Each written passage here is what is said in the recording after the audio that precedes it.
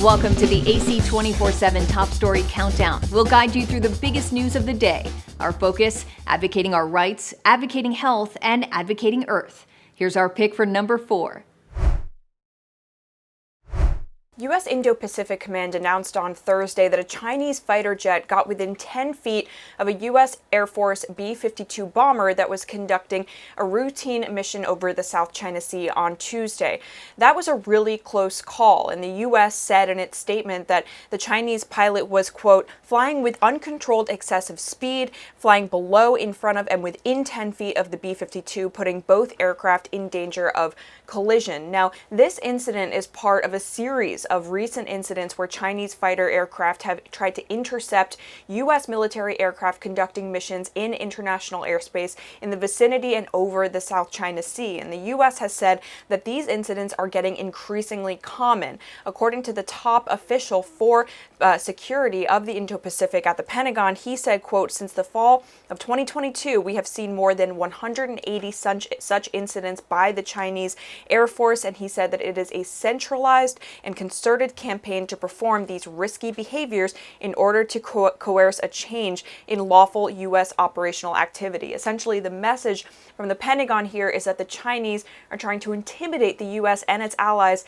out of operating over this international airspace over the South China Sea. Now, all of this comes as President Biden is expected to meet with China's foreign minister on Friday. The National Security Advisor is also expected to meet with him, and Secretary of State Antony Blinken had scheduled meetings with the Chinese foreign minister on Thursday. So it remains unclear whether he is going to bring up these Chinese maneuvers with the Chinese foreign minister, but it is something that the U.S. military has been trying to communicate with their Chinese military counterparts, but they have been unable to get through because those counterparts, they are simply refusing to answer the phone.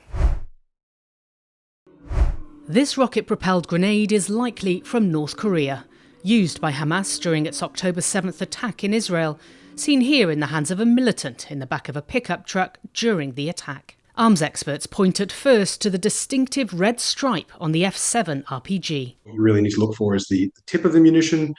There's the absence of the traditional point-initiating fuse there, and instead you can see that there's a cast piece of metal. It's not surprising to see North Korean weapons in Hamas hands, according to experts, but Pyongyang has dismissed the claim as a, quote, groundless and false rumour orchestrated by the United States. Pyongyang is known for being transactional and has long been willing to sell weapons to anyone who would pay.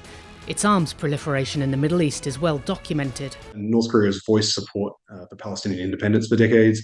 They've supplied arms both directly but more commonly through Iran over the course of several decades. A senior official with the Joint Chiefs of Staff here in Seoul says that they have evidence of North Korea exporting RPGs and potentially other weapons to Hamas, either directly or indirectly, adding that they believe the coordination likely extends to tactical doctrine and training.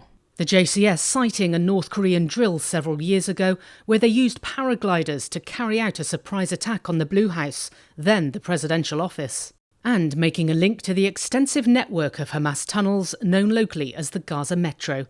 North Korea is also known to have helped Hezbollah, the Iran-backed armed group in Lebanon, with its own tunnel network. We saw the North Koreans, of course, build those tunnels of their own, potentially in preparation for an attack on the South Korean border. So they want to impart that knowledge to Hezbollah. Hezbollah operatives have been training in North Korea since the 1980s. In a public briefing, South Korea's Army Chief of Staff shared the military's assessment on Hamas's tunnels. At least from the looks of the shape, size and technology level of Hamas's underground tunnels, there are many aspects that North Korea has either supported or been involved. North Korea has not commented on any link with the tunnels in either Lebanon or Gaza. Pyongyang has simply denied that they have been providing weapons to Hamas. The U.S. carried out airstrikes in eastern Syria against 2 facilities used by Iran's Islamic Revolutionary Guard Corps and affiliated groups in a series of attacks we've seen over the course of the past week and a half or so against U.S. forces in Iraq and Syria. The Pentagon says 2 F-16 fighter jets used precision-guided munitions to target these facilities, an ammo storage facility, and a weapons storage facility. Officials say these facilities were used and assisted in this series of attacks we've seen. Since October 17th, the Pentagon says we've seen 19 attacks, drone attacks, and rocket attacks against U.S. forces in these countries, resulting in more than 20 minor injuries, and 1 U.S. civilian contractor who was killed as the result of a false alarm because of a belief of another one of these attacks. Given the situation, the U.S. felt it had to respond. But the U.S. and Defense Secretary Lloyd Austin were very clear in this wording, describing these as self-defense strikes that were narrowly targeted to protect U.S. forces, but also to send a message that there would be more strikes if the attacks on U.S. forces continued. I'll read you a part of Austin's statement here. First, attributing these to Iran and pinning this on Iran. Iran wants to hide its hand and deny its role in these attacks against our forces. We will not let them. If attacks by Iran's proxies against U.S. forces continue, we will not hesitate to take further necessary measures to protect our people. And then, these narrowly tailored strikes in self-defense were intended solely to protect and defend U.S. personnel in Iraq and Syria. We have already seen the U.S. bolster its force presence in the region because of a worry of escalation on the part of Iran's proxies, and that would be Hezbollah in Lebanon, as well as these Iranian proxies in Iraq and Syria. The U.S. deploying and in the process of deploying 900 troops to the region, including a THAAD air defense battery and Patriot air defense systems. And that's on top of everything we've already seen the U.S. move to the region. 2 carrier strike groups, an amphibious ready group, all as a warning to Iran to stay out of this fight. The question now, of course, did these airstrikes and these targets on facilities used by Iran's IRGC and affiliated groups, did that get the message, and has deterrence been restored, or does this continue? The U.S. trying very hard to make sure the conflict in Gaza does not spread to the wider region, even as we've seen anti-U.S. and anti-Israel protests across the Middle East. The magnitude of what happened coming into focus as authorities remove the bodies of some of those who perished in the shooting at the Schmengi's Bar and Grill restaurant. Police say of those who were killed, 8 died at the bar, including Leroy Walker's son, Joseph. His father says his son died when he tried to stop the shooter. My son actually, because he's manager of the bar and everything else, picked up a butcher knife and went after the gunman to try to stop him from killing other people.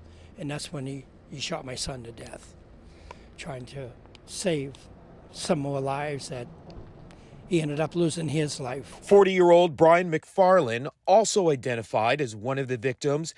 His sister says he was deaf and was there for a regular Wednesday night gathering of members of the deaf community and a cornhole tournament. His sister, who is also deaf, says his death is deeply felt from her family and the community. I want people to know how big this has impacted the deaf community, that, we've lost 4 community members, not only just Brian, but we've lost 3 other friends as well from this tragic incident in this community.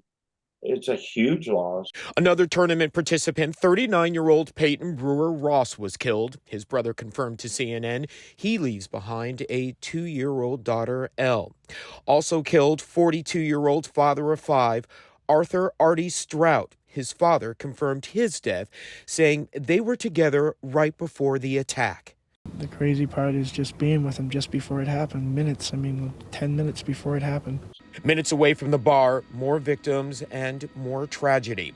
Police say 7 were killed at Just-in-Time Recreation Center, a bowling alley in Lewiston, including its manager, 34-year-old Tommy Conrad. He is survived by his 9-year-old daughter. Also killed, 53-year-old Tricia Asselin. We were bowling, and we heard a big bang, and I wasn't sure what it was till I heard another shot. And we just kept running and running and running. And I kept asking, where's my sister? Where's my sister? Till like 2 hours later, somebody came out and said that she called 911. And when she called 911 to save everybody, she lost her life because of it. My sister's a hero.